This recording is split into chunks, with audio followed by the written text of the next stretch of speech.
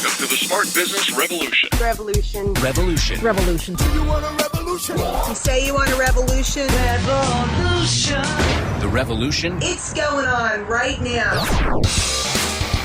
Welcome to The Revolution, the Smart Business Revolution podcast, where we ask today's most successful entrepreneurs to share the tools and strategies they use to build relationships and connections to grow their revenue. Now, your host for The Revolution, John Corcoran.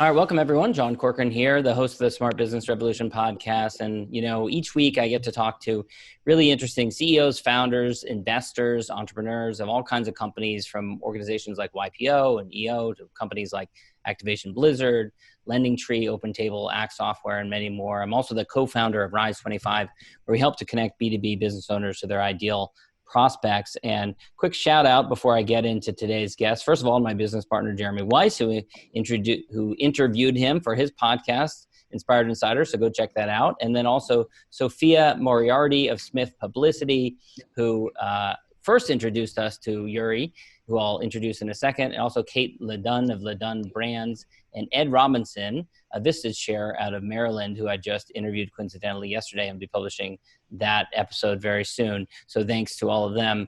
But, I'm really excited today because my guest is Uri Adoni. He's the author of the book, The Unstoppable Startup, Mastering Israel's Secret Rules of Chutzpah. Hopefully I'm saying that right?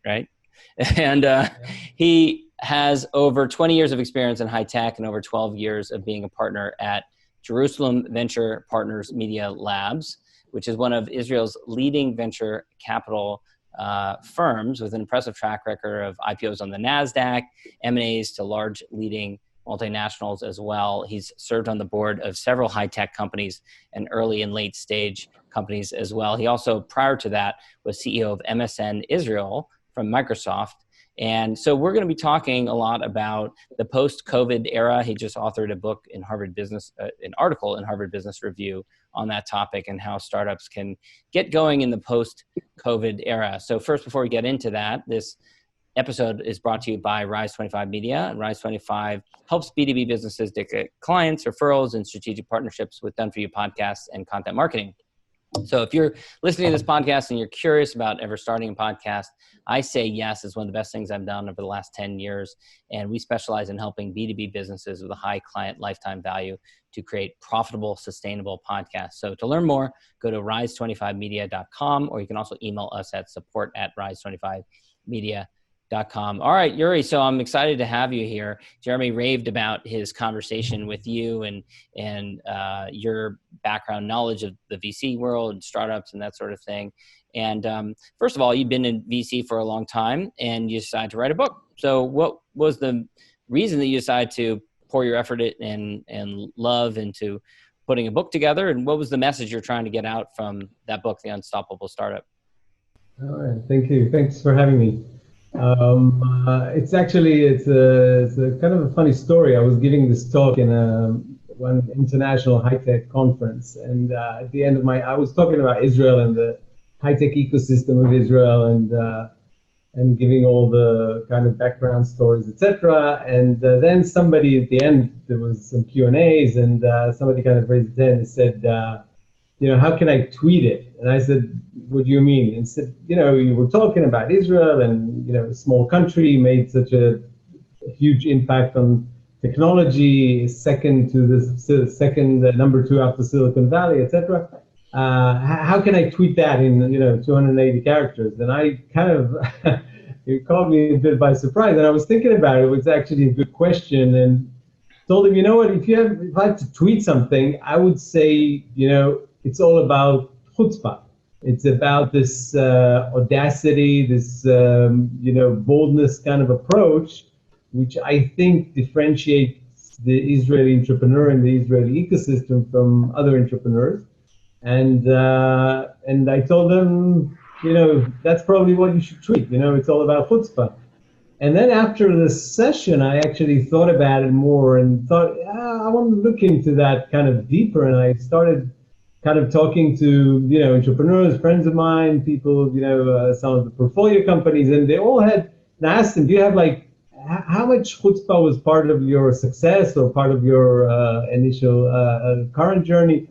And they all had their own kind of chutzpah story to tell, so to speak.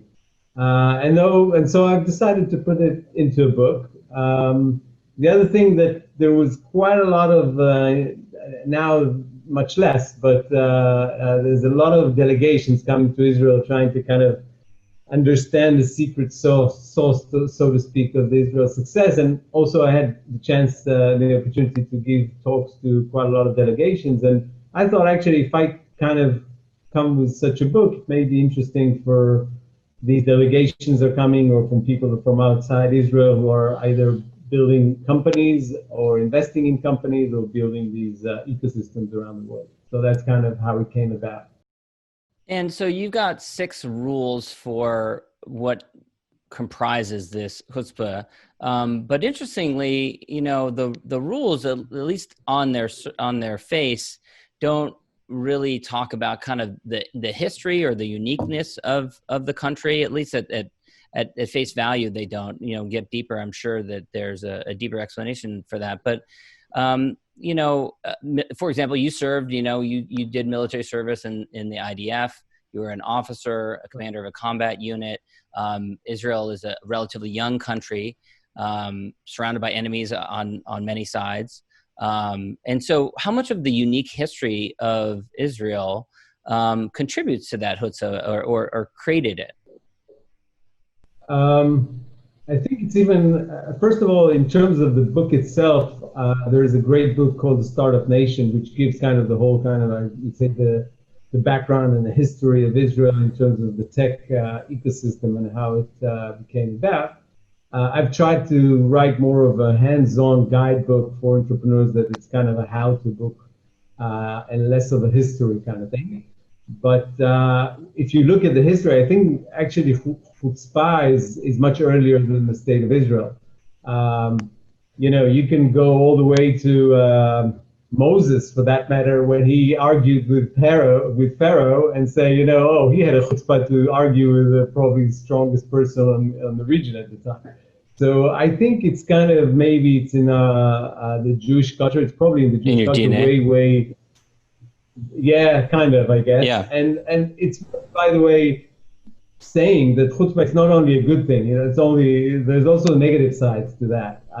You don't want to be, if you're taking it too much, then you become arrogant. You become kind of, it's not the right way to use chutzpah. But if you do it the right way, or the positive aspect of, a mindset of being bold and willing to kind of challenge reality and status quo, then there's a very positive thing to it.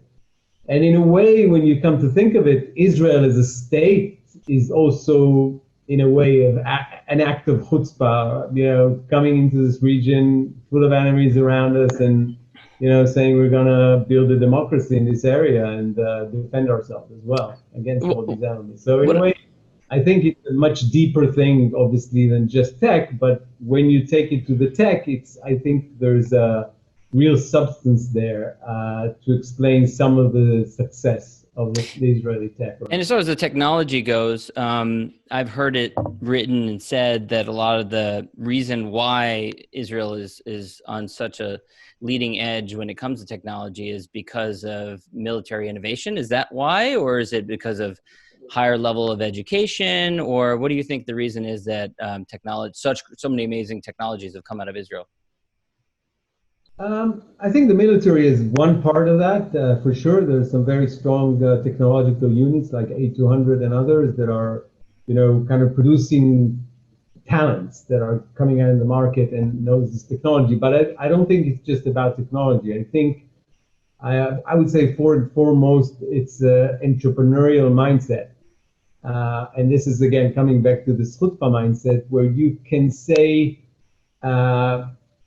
I can actually build something that would change a category, or I can build something better than, Microsoft or EMC or whatever, and then actually execute it. And so this mindset of saying, I can build something, I can invent something new, I can create this technology that nobody has thought of before. and I have the talent to do it, obviously, but I think it's probably the mindset of go to, bold approach, thinking globally from day one. These kind of things made, I think, part of this successful ecosystem. There are other explanations. I think, obviously, education is a strong part of that. The immigration that we had from former Soviet Union back in the 90s that brought a lot of kind of talent to the country. And maybe in a way, the whole kind of the fact that we're still in a kind of developing a phase of the country. We're only kind of 72 years old, so it's not that mature of a country. So we're still kind of figuring out as we go. And so I think that's also part of this mindset. Okay, we can try things. Some will work, some will not work. That's fine. And so we are kind of in this entrepreneurial mindset in a way as a nation or as a country. So I think that also part of that. Interesting. One of your rules in the book is to build an unstoppable team. And I was actually listening to a podcast interview this morning, which had been recorded before the COVID era. And they were talking all about how hard it is to get top quality labor. And when you do get good team members, they might leave quickly for another job opportunity, and you have to pay a lot, and then there might be a bidding war and that kind of thing. All things that changed very rapidly. So what is your advice for companies to build an unstoppable team, regardless of market, whether it's an up market and labor is really tight, or whether it's a market like we have now in July of 2020, when you have a lot of unemployed, and so actually there's a lot of great people out there that are looking for jobs? Yeah. So I would say when you talk about a team, I think there's two kinds of team to start with. So I think there's the founding team, and then there's the team that you hire as you build the company. I think when you talk about this unstoppable team, it's actually relevant for both. But to start with, you should start with the founding team. So you should partner probably, it's usually better not to start the company alone. It's better than you have like a partner or even two. I would say 3 is a good number to start with. As 3 founding team, maybe one is a technologist, one is a business leader, maybe one a business or something like that. So there's kind of a different backgrounds. But I think that the main thing about it is the point is not as how much experience they have. If they have 4 years of experience or 3 years of experience, that's fine, but that's technical. What I mean by an unstoppable team is that you want to have this mindset with the people you work with, that they're not afraid of challenges, that they know that it's going to be a roller coaster, there's going to be hurdles, and they're not in it for the money.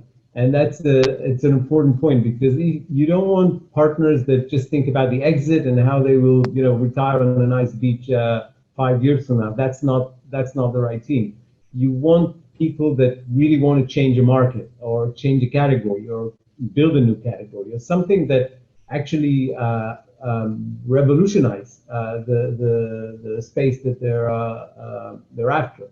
And so when you look at these, when you actually assemble this team, you want to make sure that this is the mindset of your team, that they are with you in this battle, that it's going to be some rough times ahead, and for sure there will be. I don't think there's any startup that didn't have this challenges along the way, and that they're committed, that they won't just quit on the first challenge they'll hit, but they're committed, they're willing to go this journey. And they have the passion to create this new thing or new reality or challenge the status quo in such a way that will actually make a difference. Talk about some of your companies that you advise now, portfolio companies, and how they're reacting right now, or they have been over the last 4 months, to the global pandemic that's been unfolding. Have you had some companies that have had to wholesale completely reinvent themselves and start over a new category? And how are they doing that, if you have companies that are doing that? Yeah, I won't say names specifically, but I would say that it really depends. It varies. So it varies on a few things, whether it's the stage of the company, the how well the company is funded, whether it has revenues or not, it's profitable or not, etc. But having said that, I think that everybody understood that now cash is king and it needs to be maintained and managed in such a way that you don't want to have any fat in the company. You don't want to have like really long-term kind of financial commitments because the future is not that clear yet. And whatever you have to try to have a longer runway with whatever you have. Naturally, if you need more funding, you need to go and fundraise. And it's not that, there is still funding out there. There is capital out there. There are venture capitalists that needs to make investment, wants to make investments, sees the opportunities in the lower valuation during these days. So definitely you should go and fundraise as well. And some of these companies, that's what they're doing. But I think the main thing is to kind of, first of all, keep your cash, make sure you have a runway. And then there's all sorts of other things that you need to have to look at. And maybe this is in a kind of a deeper level. For example, whether your product or your service is still relevant as it used to be like 6 months ago. Some companies, they're doing whatever, enterprise software, which is still the same, or, some solutions for the cloud or cybersecurity, which maybe didn't change much. But if you're, if you're in the telehealthcare, telemedicine or telehealthcare, that market has changed dramatically. If you're in hospitality, this changed dramatically. So there's all sorts of travel tech, these kind of companies, educational technologies, that kind of shifting. We're not sure yet where. So one of the things companies I think needs to do today and kind of be very honest with themselves. I would say brutally honest with themselves, and look very honestly into their business and say, are we still as relevant as we were before? And if there are changes that needs to be done or any adaptations that needs to be made because of COVID, then by all means you should do it, and you should do it fast.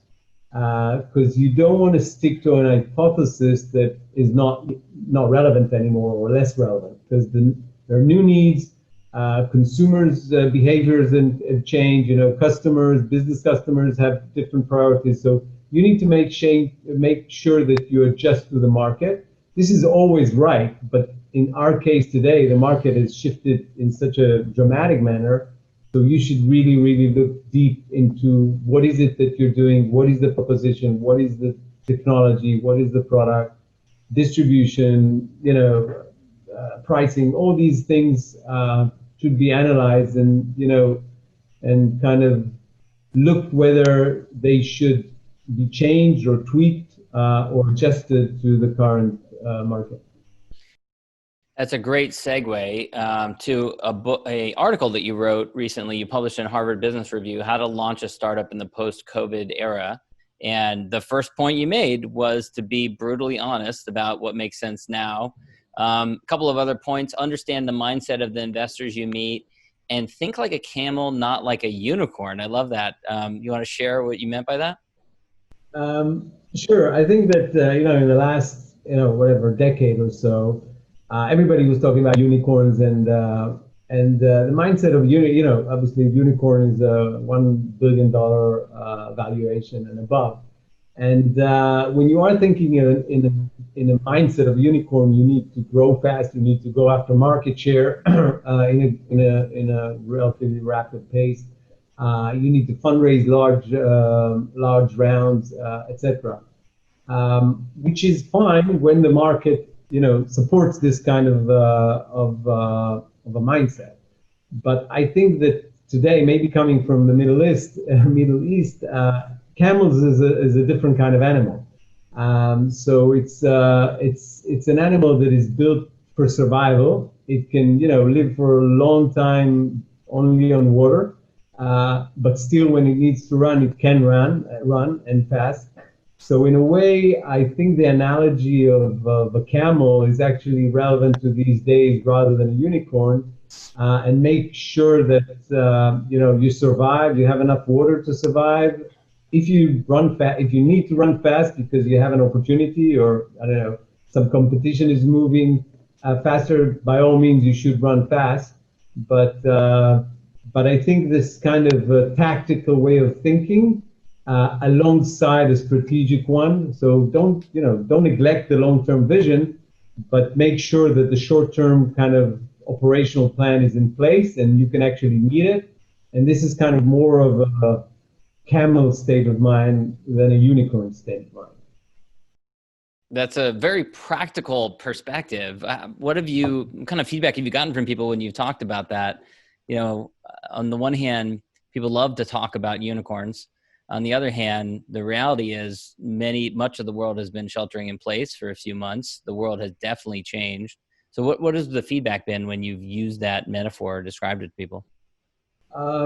Actually, people, I think most of the feedbacks were very positive. They liked the idea because, metaphor is something that helps people kind of grasp an idea. Just in brackets, Checkpoint, the large Israeli cybersecurity, invented the firewall at the time, and that's a great metaphor for what they do. They kind of stop viruses from getting in. So, and they invented a whole category with this simple metaphor. So I think actually metaphor it's a great way to convene a message. And the feedbacks I got was actually, you're right. We're kind of in the desert now, economically wise. We need to survive. We need to make sure we're resilient to this crazy weather that's surrounded us, and that we need to make sure that we can actually go through it. I think that's a great title for your next book, honestly. But I want to ask you also about some of your other points here. So you said build a strong advisory board. So talk to listeners who are listening right now, who are thinking like, hey, I'm head down. I'm just trying to survive. How do I attract advisors, or why should I put my time into building an advisory board when we're just trying to survive right now?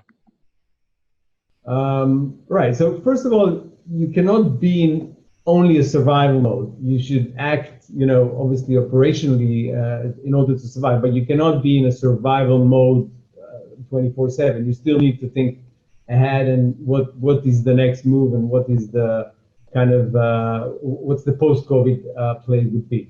But I think the advisory board have a few advantages. First of all, if you're a first-time entrepreneur, it's hard, it's hard as it is to fundraise. And one of the main concerns that VCs have, or investors would say, you don't have experience, you don't know how to deal with, situations, or you're not experienced enough, etc. And one of the things that advisory boards help you with is actually having all this experience around you. So if you want to, consult with somebody, or if you want to have somebody mentoring you, then it's kind of mitigating the risk of the unexperienced entrepreneur. So as an investor, I would say we would definitely look at it as kind of, first of all, a mature entrepreneur saying, I know that I don't know enough and I need support, and I brought these people to help me with that. And so we kind of give more confidence to the investors. The other thing with the advisory board, that they can open doors. And if you have a good advisory board, they can open doors to customers, they can open doors to potential investors. Some of them may be investors themselves in the company if they believe in the team and the technology or the proposition. So this opening doors can definitely be it's a shortcut in order for you to get to some of their Rolodex, so to speak. It can take you months or years. But if you have them as advisors, this is something that they bring to the table. So in a way, I think it gives you experience, it gives you connections, it gives you relationships, it opens doors. and you know, just I think increases the chance of your success. So, and in these specific times, I think definitely when you go to investors, that also gives this angle of confidence within your investors.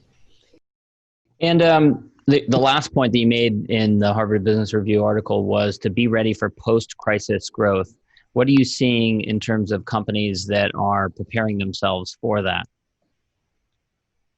So again, you know, we touched upon it, but I think that some companies are doing survival only, and again, you know, if you have like a runway per month, that's, you know, okay. There are companies that's they don't have a choice, but a lot of companies actually have funding, you know, for the next whatever 12 months. Some of them even more. Some made some cuts, so they kind of made the runway longer. And so these companies that have the funding, or even if they are fundraising now, they cannot just tell themselves or the investor the story of, yeah, we're going to keep our heads upon, you know, over the water, because that's not what investors are interested in, and this is not why they invested in you. So obviously, you need to make sure that your head is that you can breathe and you can run and you can survive. But you must plan for the day after, and the day after will come, whether it's in 3 months, 6 months, 12 months, it will come. Vaccine, whatever the solution would be. And the day after is something that your board and your investors and definitely management need to think about, need to plan. Maybe the plans will change, and maybe it will be after, you know, 8 months and not 6 months or whatever. But you need, when you go to investors, you need to show them the potential of the company, how it will happen in a big way once we're after this COVID thing.